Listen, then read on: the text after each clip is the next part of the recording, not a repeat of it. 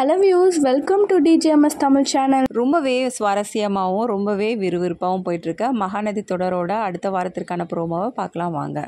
இனிமேலும் உண்மையை சொல்லாமல் இருந்தால் நல்லதில்லை அப்படின்னு சொல்லிட்டு நம்ம வெண்ணிலா கிட்ட எல்லா உண்மைகளையும் வந்து போட்டு உடைக்கிறாரு விஜய். அதன் மூலயமா ரொம்பவே அப்செட் ஆகிறாங்க வெண்ணிலாவும்.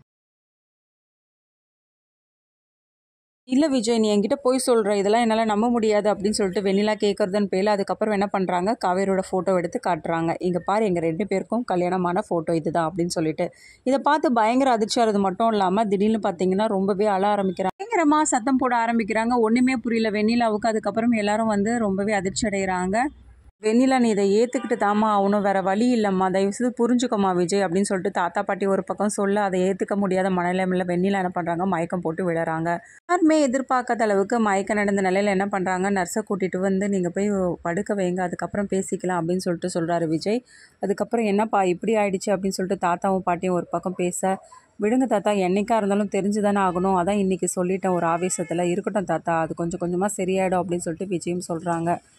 இல்லை, காவேரி வர சொன்ன விஷயம் வந்து விஜய்க்கு ஞாபகத்துக்கு வருது. ஐயோ தாத்தா, காவேரி வேறு வர சொல்லியிருந்தேன், நான் கிளம்புறேன் அப்படின்னு சொல்லிட்டு என்ன பண்ணுறாங்க, வெண்ணிலாவை பார்த்துக்க சொல்லிட்டு அங்கேருந்து விஜய் என்ன பண்ணுறாங்க, அரசல் புரசலாக வந்து கார் எடுத்துக்கிட்டு கிளம்புறாரு. இன்னொரு பக்கம் வந்து ரொம்பவே எதிர்பார்ப்போட காத்துட்டு இருக்காங்க காவேரி, விஜய் வராரா அப்படின்னு சொல்லிட்டு வழிமேல் வெளி வைத்து அந்த வாசலையை வந்து பார்த்துட்டு இருக்காங்க. என்னாச்சு இவருக்கு, நம்ம இவர்கிட்ட சொல்லிட்டு தானே வந்தோம், ஏன் இவ்வளோ நேரம் ஆகியும் வரலையா அப்படின்னு சொல்லிட்டு என்ன பண்ணுறாங்க, காவேரி ரொம்பவே யோசனையிலே இருக்காங்க. ஃபோன் பண்ணி பார்க்கலாமா இவருக்கு அப்படின்னு சொல்லிட்டு ஃபோன் எடுக்கிறாங்க. சச்சா வேண்டாம், அவரே வரட்டும், இவ்வளோ தூரம் சொல்லியும் வரலன்னா அது மீறியும் நம்ம எதுக்காக ஃபோன் பண்ணணும், அவரே வரட்டும் அப்படின்னு சொல்லிட்டு நினைக்கிறாங்க காவேரி.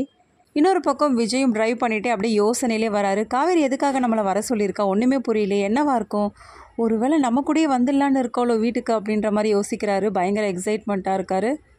அது மட்டும் இல்லாமல் அப்போவே கேட்டா காவேரி நம்மக்கிட்ட, இந்த விஷயத்தை பற்றி வெண்ணிலா கிட்ட சொல்லிட்டீங்களா இல்லையா அப்படின்னு சொல்லிட்டு, இன்றைக்கி சொல்லிட்டேன் அப்படின்ற விஷயத்த வந்து ரொம்பவே சந்தோஷமாக போய் காவேரி கிட்ட சொல்லணும் அப்படின்னு நினச்சிட்டு வராரு விஜய்.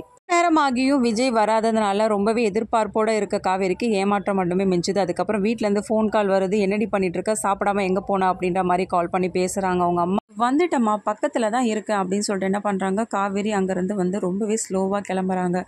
கடைசி நிமிஷம் வரைக்கும் பார்த்துட்டே இருக்காங்க விஜய் வராரா அப்படின்னு சொல்லிட்டு என்ன பண்ணுறாங்க, விஜய் வராததுனால ரொம்பவே ஏமாற்றத்தோட அங்கேருந்து ரொம்பவே சோகத்தோட கிளம்புறாங்க காவேரி. இப்படி காவேரி ரொம்பவே யோசனையிலே நடந்து போயிட்டே இருக்காங்க, ரொம்ப கவலையோட. ஏற்கனவே காலையில் வந்து சாப்பிடாம வந்திருக்க காவேரி திடீர்னு மயக்கம் போட்டு கீழே விழுறாங்க. இந்த சமயத்தில் அதிர்ச்சியாக வர நிவின் என்ன பண்ணுறாங்க, காவேரி பார்த்ததும் அதிர்ச்சியானது மட்டும் இல்லாமல் அதுக்குள்ள இருக்க ஒரு கடைக்கு கூட்டிகிட்டு போய் ஜூஸ் வாங்கி கொடுக்குறாரு. என்னாச்சு காவேரி அப்படின்னு சொல்லிட்டு கேட்குறாங்க. ஒன்றும் இல்லை, காலையில் சாப்பிடாம வந்தேன், அதனால தான் திடீர்னு. காவேரி, சாப்பிடாம வந்த, வெயில் டைம் வேற பாரு, எப்படி வெயில் அடிக்குது, இந்த சமயத்தில் எதுக்காக சாப்பிடாம வெளியிலலாம் வர அப்படின்னு சொல்லிட்டு நிவின் கேட்குறாரு. உடம்பு ஏதாவது சரியில்லை அப்படின்னு சொல்லிட்டு கேட்கச்சாச்சா, அதெல்லாம் ஒன்றும் இல்லை, சாப்பிடாம வந்ததுனால கொஞ்சம் வெயிலில் கொஞ்சம் மயக்கமாயிடுச்சு, வேற ஒன்றும் இல்லை நிவின் அப்படின்னு சொல்லிட்டு சொல்கிறாங்க. காவேரி கிளம்புன மறு நிமிஷத்துலேயே விஜய் அந்த கோவிலுக்கு வந்து நிற்கிறாரு. உள்ளே போய் காவேரி எங்கே அப்படின்னு சொல்லிட்டு ரொம்பவே ஆவலோட தேடி தேடி பார்க்குறாரு. காவேரி அந்த இடத்துல இல்லை. அச்சோ, என்னாச்சு, காவேரி ஆளை காணுமே, எதுக்காக நம்மளை வர சொல்லியிருப்பா, ஒருவேளை கிளம்பிட்டுருப்பாளோ, நம்ம மேலே கோவமாக இருப்பாளோ அப்படின்ற குழப்பத்தோடவே விஜய் இருக்காரு. ஒரு பக்கம் ஜூஸ்லாம் குடிச்சிட்டு, சரி வா காவேரி, நான் வீட்லேயே கொண்டு போய் உன்னை ட்ராப் பண்ணுறேன் அப்படின்னு சொல்லிட்டு நிவின் சொல்கிறாங்க. இல்லை வேண்டாம் நிவின், நான் ஆட்டோ பிடிச்சே போய்க்கிறேன் அப்படின்னு சொல்லிட்டு காவேரி சொல்கிறாங்க. இல்லை, உனக்கு உடம்புக்கு தான் முடியலல்ல, வா நான் உன்னை கொண்டு போய் ட்ராப் பண்ணுறேன்றாங்க. பரவாயில்ல இருக்கட்டும் நிவின், எனக்கு ஹெல்ப் பண்ணதே ரொம்ப தேங்க்ஸ் அப்படின்னு சொல்லிட்டு என்ன பண்ணுறாங்க, ஆட்டோ பிடிச்சி கொடுக்குறாரு நிவின். அதுக்கப்புறமா ஆட்டோவில் போகிறாங்க. ஆட்டோவில் போகும்போதெல்லாம் ஒரே அழையாக இருக்குது நம்ம காவேரிக்கு. என்னாச்சு விஜய், ஏன் வரவே இல்லை அப்படின்ற மாதிரி ரொம்பவே யோசித்து பயங்கர டென்ஷன் ஆகிடுறாங்க. என்ன சொன்ன அவர்கிட்ட, ஒரு முக்கியமான விஷயம் உங்ககிட்ட பேசணுங்க அப்படின்னு சொல்லிட்டு சொன்னேன், இதை விட முக்கியமான வேலை அவருக்கு என்னவா இருக்கும், ஏன் அவர் இப்படி நடந்துக்கிறாரு அப்படின்னு சொல்லிட்டு மனசுக்குள்ளே ஒரே குழப்பத்தோடு இருக்காங்க காவேரியும். ஒரு வேளை வெண்ணிலா விட்டு வரக்கூடாது அப்படின்ற ஏதாவது ஒரு முடிவோடு இருக்காரா, சாச்சா அப்படிலாம் இருக்காது, அப்புறம் ஏன் இவர் வரலை அப்படின்ற மாதிரி யோசிச்சுட்டே இருக்காங்க. அப்புறமா ராகினி வீட்டில் நடந்த விஷயத்தை பற்றி வந்து நினச்சி பார்க்குறாங்க. இதுக்கப்புறமா என்ன பண்ணலாம், கண்டிப்பாக வெண்ணிலாவை அப்படியே விடக்கூடாது, வெண்ணிலாவோட மனசை வந்து நம்ம மாற்றணும், எல்லா உண்மைகளையும் நீங்கள் சொல்லிட்டீங்கன்னா வெண்ணிலாவை நான் அப்படியே விட்டுடுவேனா, இனிமே தான் என்னோடய ஆட்டமே இருக்குது, வெண்ணிலாவை கண்டிப்பாக வந்து விஜய் விட்டு பிரிக்காதவாறு பண்ணணும், அப்போ தான் அந்த காவேரி அந்த வீட்டை விட்டு வாழ முடியாத அளவுக்கு ஆகும் அப்படின்னு சொல்லிட்டு என்ன பண்ணுறாங்க, சூழ்ச்சி பண்ணுற மாதிரி மனசுக்குள்ளேயே வந்து பேசிக்கிறாங்க. நம்ம என்ன பண்ணணும்னா வெண்ணிலா கூட நல்லா பேச ஆரம்பிக்கணும், அதுக்கப்புறமா விஜய் கூட நீ பேசினா தான் நல்லது அப்படின்னு சொல்லிட்டு சின்ன சின்ன விஷயங்கள்லாம் வந்து சொல்லி கொடுக்கணும். இதன் மூலிமா கண்டிப்பாக விஜய் காவேரி வாழ்க்கையில் கண்டிப்பாக வந்து பிரச்சனை உண்டாகும், அதுக்கப்புறம் நம்ம சந்தோஷமாக இருக்க போகிறோம் அப்படின்னு சொல்லிட்டு நினைக்கிறாங்க. விஜய் சரி இங்கே தான் இல்லை நம்ம வீட்டுக்கு போயிட்டு கண்டிப்பாக காவேரி கிட்ட பேசணும் அப்படின்னு சொல்லிட்டு ரொம்பவே ஆவலோட என்ன பண்ணுறாங்க, அங்கேருந்து காவேரி பார்க்குறதுக்காக வீட்டுக்கு போகிறாரு விஜய். பக்கம் என்ன பண்ணுறாங்க, வெண்ணிலாவுக்கு இது மாதிரி ஆயிடுச்சு அப்படின்னு சொல்லிட்டு என்ன பண்ணுறாங்க, ஃபோன் பண்ணுறாங்க விஜய்க்கு ஒன்றுமே புரியல. இப்போ எங்கே போகிறது, நம்ம போய் காவேரியை போய் பார்க்கணும், காவேரி என்ன விஷயத்தை தான் நம்ம கிட்ட வந்து சொல்லணும்னு இருந்தா அப்படின்ற ஒரு குழப்பத்தோடவே இருக்கிற தருணத்தில் வீட்டில் இருந்து ஃபோன் பண்ணதும் என்ன பண்ணுறதுன்னு ஒன்றுமே புரியல விஜய்க்கு. சரி என்ன பண்ணுறது, வேற வழி இல்லாமல் என்ன பண்ணுறாரு, வெண்ணிலாவை பார்க்கறதுக்காக திரும்ப தாத்தா பாட்டி வீட்டுக்கு போயிடுறாரு. போன காவேரியை பார்த்த சாரதா, எங்கடி போயிட்டு வர, இவ்வளோ நேரமாக ஆளை காணோம் அப்படின்னு சொல்லிட்டு கேட்க, ஒன்றும் இல்லைம்மா ஃப்ரெண்டை பார்க்க தான் போயிருந்தேன் அப்படின்னு சொல்லிட்டு காவேரியும் சொல்ல, அதுக்காக சாப்பிடாம போவேடி, வேலைக்கு சாப்பிட வேண்டியது தானே, ஏற்கனவே வயிறு சரியில்லை, உடம்பு சரியில்லாமல் இருக்க, அடிக்கடி வாந்தி எடுத்துகிட்டு இருக்க, இதில் வேறு சாப்பிடாம வேற இருக்கியா அப்படின்னு சொல்லிட்டு சாரதா கேட்க, இல்லை சாப்பிட்றம்மா அப்படின்னு சொல்லிட்டு என்ன பண்ணுறாங்க, ரொம்பவே சோகத்தோடு அதுக்கப்புறம் என்ன பண்ணுறாங்க, டிஃபன் எடுத்து சாப்பிட்றாங்க.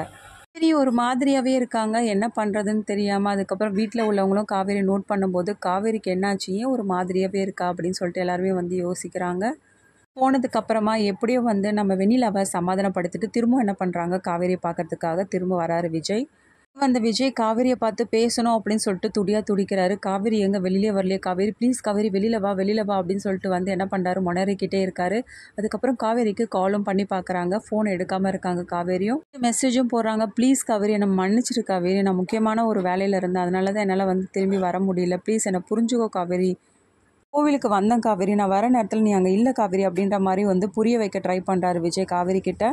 புரிய வைக்கிறதுக்காக எவ்வளோ வந்து வேண்டாரு காவேரி கிட்ட. அதுக்கப்புறமா ஒரு தருணத்தில் என்ன பண்ணுறாங்க, எல்லாரையும் வந்து ஏமாற்றிட்டு அங்கேருந்து வெளியில் கிளம்பி வராங்க காவேரி விஜய் பார்க்கறதுக்காக. ரொம்பவே கோவத்தோடு இருக்க காவேரி விஜயை பார்த்ததும் விஷயத்த சொல்கிறாங்களா, இல்லை கோவிலுக்கு வர சொல்லியிருந்தோமே, நம்மளை விட ஒரு முக்கியமான விஷயம் அப்படி என்னவா இருக்கும், அதை தவிர்த்து எங்கே போயிருப்பீங்க அப்படின்ற மாதிரி யோசித்து நம்ம விஜயை வந்து திட்ட ஆரம்பிக்கிறாங்களா, இல்லை அவரோட சூழ்நிலையை புரிஞ்சுக்கிட்டு காவேரி மன்னிச்சு விஜய் ஏற்றுக்கிட்டு அதுக்கப்புறமா இந்த சந்தோஷமான விஷயத்தை பற்றி விஜய் கிட்ட சொல்கிறாங்களா, இது எல்லாமே தெரிஞ்சுக்கலாம். அதுக்கு மறக்காமல் நம்மளோட சேனலை வந்து சப்ஸ்கிரைப் பண்ணிக்கோங்க, கூடவே இருக்க அந்த பெல் ஐக்கானும் கிளிக் பண்ணிவிடுங்க, அப்போ தான் நான் போடுற அடுத்தடுத்த வீடியோஸ் உங்களுக்கு நோட்டிஃபிகேஷனில் வரும். ஓகே வியூஸ், தேங்க்ஸ் ஃபார் வாட்சிங் திஸ் வீடியோ.